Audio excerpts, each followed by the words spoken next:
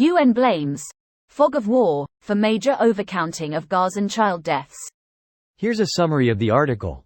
JNS.org needs to review the security of your connection before proceeding. JNS.org to respond. This post received a score of 5,700, with an upvote ratio of 78%. Here are the top comments in response to this article. The United Nations now claims that the fog of war is to blame for a major overstatement of the number of Gazan children who have been killed in the war.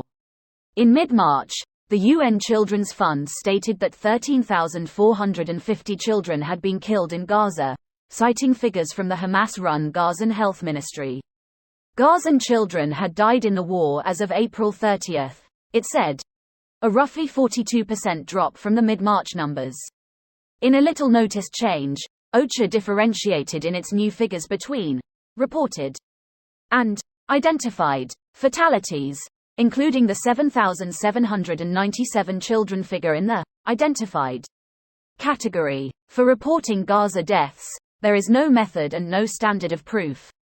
Neuer told JNS, all the UN does is parrot figures supplied by Hamas, which is laundered and legitimized by the UN as the neutral-sounding Gaza Ministry of Health, or Government Media Office, when in fact both are run by the Hamas terrorist organization.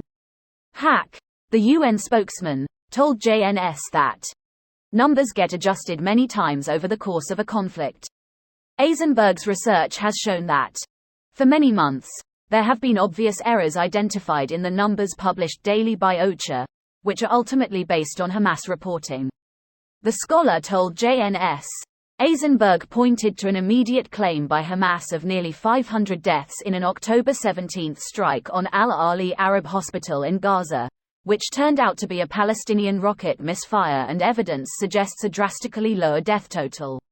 His analysis has also revealed that Hamas reported on certain days in the first months of the war that more women and children were killed than the total number of all fatalities. We're just going with what we can absolutely confirm, which will always be the low end of what the numbers are. Hack, the UN spokesman, told JNS on Friday. While it's better late than never that the UN finally admits that the casualty numbers issued by Hamas for the last 200 days are not reliable, the false data has infiltrated everywhere. Eisenberg told JNS.